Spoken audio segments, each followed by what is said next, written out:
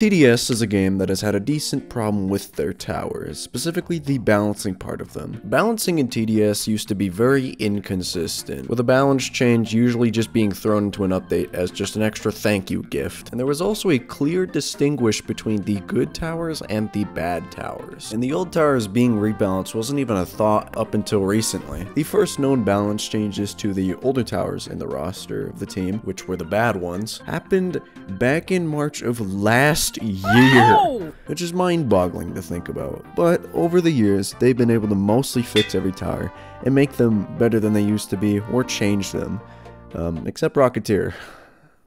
Well, I'm just saying, man. Although now that every tower is roughly balanced, there are definitely some that are favored over others, like Warden being favored over Electroshock, or Commander being favored over DJ, or Accelerator being favored over Engineer. So this video, I want to look at a couple of towers that people might not think about often, the underdogs of TDS. I haven't actually had time to announce it until now, but I actually have a Discord server. I will link it somewhere down below. You can join it, you can hang out, ask me a couple questions, and see new video releases, and all the shit like that. Anyway, hope you enjoy the video. When Trapper originally did come out, he was a major talking point in the TDS community.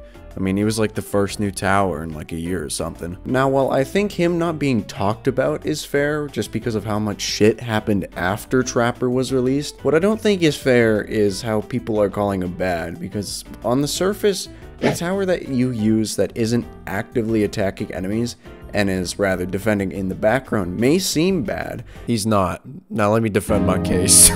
Trapper, what his name implies, he just traps zombies with safe guerrilla war tactics. The reason I see him as an underrated tower is that he isn't exactly limited by anything and also excels at what he does compared to the rest in his category. Typically a tower would be limited by certain things, like how Militant is good with defeating mid-game enemies and flying enemies, but is limited with harder enemies and leads. The only thing Trapper is limited to, though, is flying. But you know, when is flying an issue? When the free cliff tower you get can take out the hardest of flying.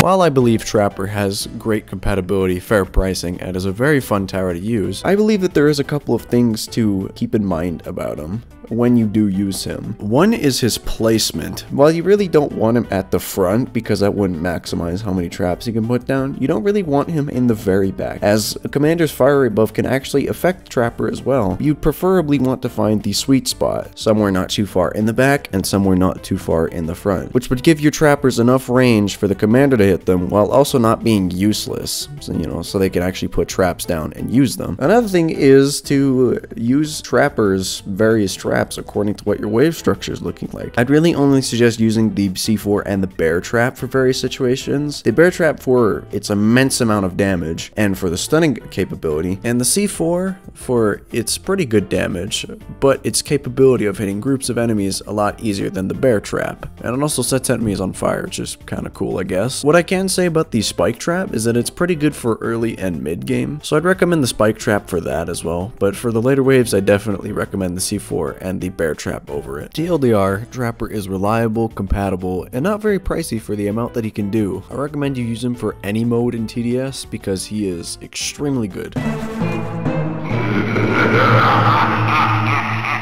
Moving on to the Necromancer. I think the Necromancer is definitely one of the underrated towers that had an unfortunate upbringing, and I feel like that's because of how people were using Necromancer. Also, his stats were just kind of fucking garbage. The way I see Necromancer is almost an even better Trapper, once again having almost no limit in the game, but this is expected because you need to be level 50 in order to actually get him. Although the reason why I call him an even better Trapper is because Necromancer, I feel like, should be used to just trap certain enemies. How do I think that? Well, considering how Necromancer summons don't really work against chewing through zombies, like how every other summon tower also isn't really good at doing that, and considering a decent amount of them don't really do good damage on their own, and rather just have a whole lot of health to them, I believe you can use Necromancer summons to just pick off certain zombies in a wave. I do want to retract something. I don't think Necromancer summons are weak going up against zombies. In fact, I believe now that the level 2 Gravestone is decently strong, and the level 3 is extremely strong. So using both of the strategies work, but I think that the trapping one is more consistent with how long it takes for Necromancer to get level 3 gravestones, and how half of the skeletons don't even have an attack and are just built like walnuts. And also the Executioner skeleton have 3500 HP. Anyway, for example, you see that warden over there? Nobody really likes him. He evaporated. See that Necromancer boss? He's just trying to delete it. I also believe that he is, at least usable on his own. His stats are pretty decent for him being a summon tower, and he offers pretty good compatibility and crowd controlling properties. The only thing I believe should still be changed is his pricing. In my opinion, $43,000 for a summon tower isn't exactly fair. Like, I can agree that Necromancer is no, like, accelerator, like he's not that powerful, but considering he is a hardcore tower, I don't believe he should be the price of one. Still, Necromancer is definitely fun to use,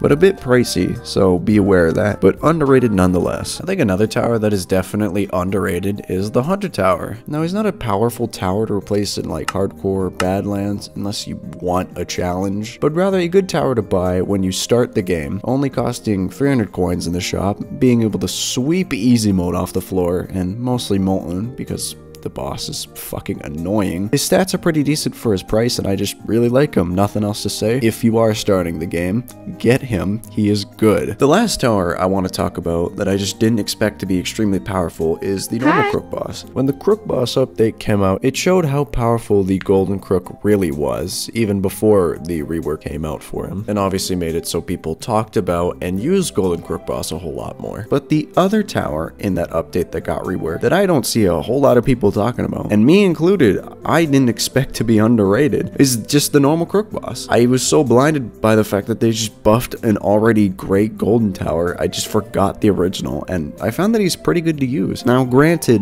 he's an intermediate tower, so he's gonna be strong to some extent, but he's strong enough to be compatible for every stage of your game for a lot of modes, while costing not a whole lot, and being free with you just having to play and learn as a new person, and then you be rewarded with a god amongst the men at level 30. It just seems wild that that's a thing that happens. Also, the Crook spam that he can offer is way too fucking overpowered. Period. So yeah, that about wraps up the video. Those are just 4 underrated towers that I've had on my mind for a bit. I'd also like to hear your opinion about what towers may or may not be underrated in the comment section below, so feel free to do that. Other than that, I hope you enjoyed the video. If you did, make sure to leave a like and subscribe. Also join the Discord because, you guys wanted it and I actually did it. So yeah, hope you have a wonderful day, and I'll see you later.